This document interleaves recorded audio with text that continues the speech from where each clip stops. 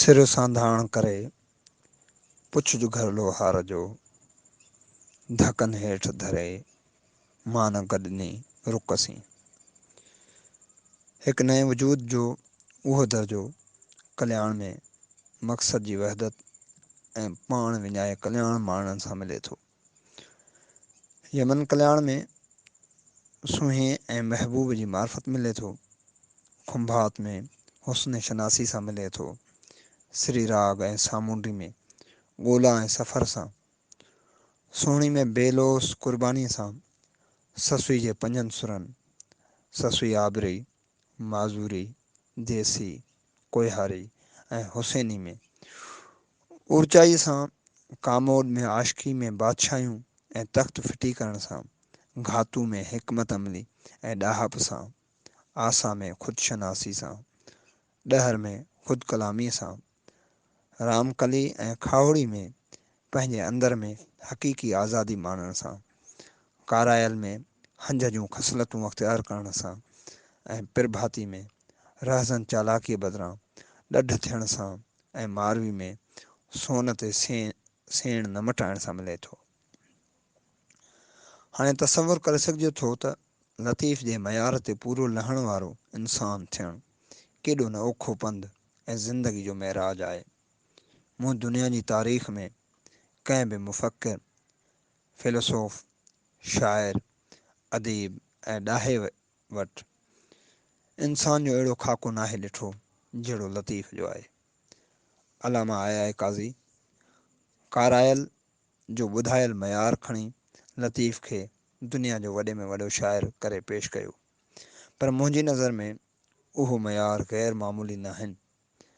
अक्सर मग़रबी अदबी नुक़ादनि जा मयार ग़ैर मामूली न आहिनि हूंदा। लतीफ़ इन करे अज़ीम न आहे जो हू कारायल जो ॿुधायल मख़सूस ऐं महदूद मयारनि मुताबिक़ अज़ीम हो, पर हू दरअसल इन करे अज़ीम आहे जो हू जंहिं इंसान जो तसवुर थो पेश करे ऐं उन में जेके ख़ूबियूं ऐं गुण थो ॾिसे, अहिड़ो इंसान दुनिया में हिकु आदर्श आहे ऐं इंसान हक़ीक़ी माना में अंदर में आज़ाद थी उनखे रसी सघूं था या उन जे वेझो वञी सघूं था। तॾहिं त लतीफ़ सुरब्रोव सिंधी में फ़रमाए थो, माण्हू घुरनि माल ऐं सभु ॾींहं घुरां सुपरी। माण्हू घुरनि माल ऐं सभु ॾींहं घुरां सुपरी। दुनिया तंहिं दोस्त तां फ़िदा करियां फ़िलहाल।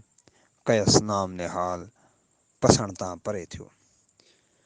हिन दुनिया जा सभु सियाणा माण्हू रुगो माल था घुरनि ऐं हर क़ीमत ते माल था घुरनि, पर लतीफ़ जे तसवुर जी तख़लीक़ कयल किरदारु सभु ॾींहुं सुपरी थो घुरे। इहो सुपरी केरु आहे? छा इहो सुपरी को मांस ऐं हॾनि जो ठहियलु सुपरी आहे या इहो का अञा ॿी शइ आहे? इहो सुपरी लतीफ़ जहिड़े ग़ैर मामूली मुफ़क्किर शाइर वटि को हिकु फ़र्द थी नथो सघे। जो फ़र्द मां माण्हू नेठि थकिजी पवंदो, पर सुपरी दरअसल इंसान जी हक़ीक़ी आज़ाद हैसियत जो उहो दर्जो आहे जिथे माण्हू कॾहिं बि थकिजी नथो सघे,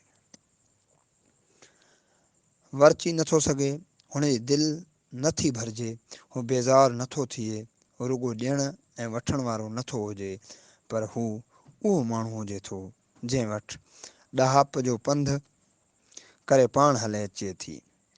ॾाहप पाण पंधु करे हली अचे थी, जंहिंजो काइनात ऐं फितरत ऐं ज़िंदगी सां तक़लीदी न पर तख़लीक़ी रिश्तो जुड़े थो, जंहिंजे अंदर में समूरी काइनात समोइजी वञे थी ऐं जेको ससुई जी ज़िबानी पाण ई पुनू थी वञे थो।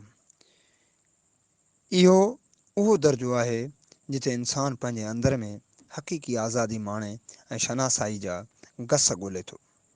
हिकु हक़ीक़ी इंसान आज़ादु इंसान जो दर्जो माणे थो, उहे सबबु आहे जो ज़िंदगी जा दर्द ऐं रोग सहण पंहिंजी जाइ ते, पर उन जी हुस्नाकिन खे माणे बि उहो माण्हू थो।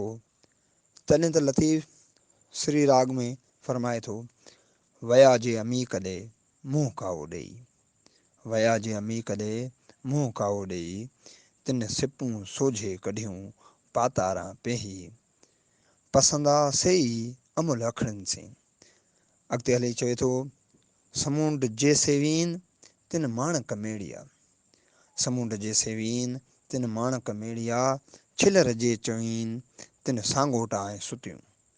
असां कॾहिं सोचियो आहे त लतीफ़ जे जहान में इहो समुंड ऐं खारो छा आहे, जिन खे जेको खेॾण जो साहस सारे थो उहो मथो मिठो करे मोटे थो, ऐं उहे छिलर छा आहिनि। समुंड दरअसल जुस्तजू, ॻोल्हा, वसत, तग़ीर, तलातम ऐं तेज़ वहक यानी मुसलसल तहरुक जे उञहाण आहे, जेको इंसान जे तख़लीक़ी ऐं तनक़ीदी शऊरी थी सघे थो।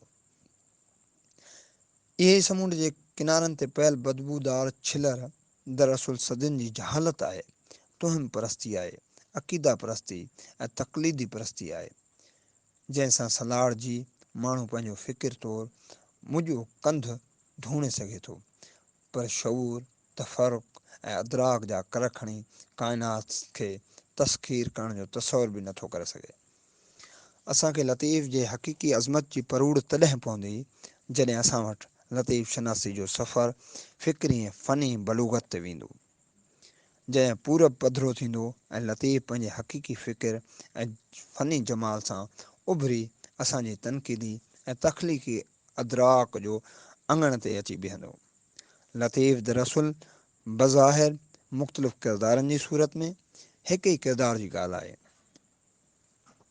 मां सम्झां थो त लतीफ़ जा समूरा सुर ऐं किरदार, शऊर ऐं रवैया हुन जे हिक ई तख़लीक़ कयल किरदारनि जूं ख़ूबियूं ऐं गुण आहिनि।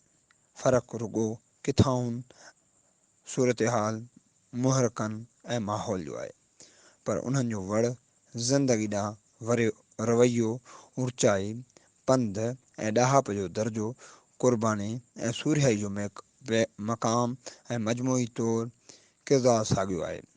उन्हनि समूरनि किरदारनि में हिकु नज़र न ईंदड़ वहदत आहे, उहा वहदत जेका न रुॻो मुख़्तलिफ़ ख़ूबियुनि, ॻणनि, सोचुनि, अहसासनि ऐं रवैयनि जा वाटुनि खे हिकु मुहरक ऐं हिकु तहरुक में समोई थी, पर उहा वहदत जेका इंसान खे फितरत, काइनात, ज़िंदगी ऐं समाज सां ॻूते थी, हिक ई वजूद में तब्दील करे छॾे थी।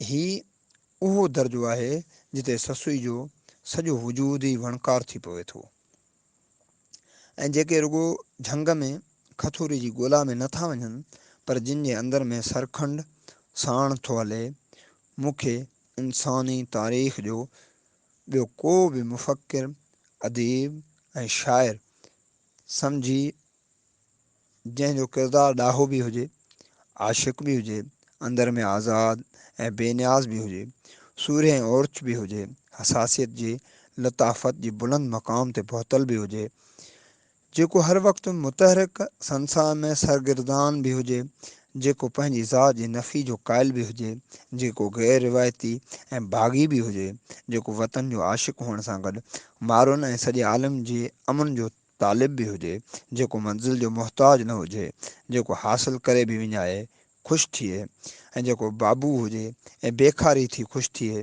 जेको तमाची ॼाम समो हुजे ऐं खखी हणनि खारियुनि भर सां फ़ख़्र सां उभो बीठो हुजे, फ़लसफ़े में उनखे चइबो आहे, जेको सच जी ॻोल्हा करे ऐं ॾाहप सां प्यारु करे। पर हीअ त अञा ॿी ऐं उथाहिन मंज़िल आहे, जिते इहो किरदारु सरापा ॾाहप सच थियो पवे। असांजे अज़ीम ऐं हक़ीक़ी रहबर, अज़ीम ऐं समूरनि रहबरनि जे रहबर लतीफ़ इन करे चवे थो, ॾोथी साडोरीन जा जूए सुई न ॿधी, ॾोथी साडोरीन जा जूए सुई न ॿुधे, पासा मथे पाणे खाओड़ी खोड़ीन, विॼा उत वोड़ीन जित निहायत नाहे का। पर उन मंज़िल लाइ सभ खां अवल अंदर जो पंधु घुरिजे, ऐं पोइ लतीफ़ इहो राज़ खोले थो ॿुधाए त जेके हितां खणी हुत रखंदा उहे ई उन मंज़िल खे रसंदा, ऐं उहा मंज़िल उहा आहे जिते ज़िंदगी जूं सभ खां हसीन शयूं यानी साॼन, सूंहं ऐं सुर्त विखां थी वेझो थियो पवनि। इहा मंज़िल कंहिंखे बि रुगो सधू करण सां नथी मिले सघे। उन लाइ लतीफ़ जी ॿोली में बाबू मां बेखारी थियणो पवंदो। हक़ मौजूद, जीअं लतीफ़।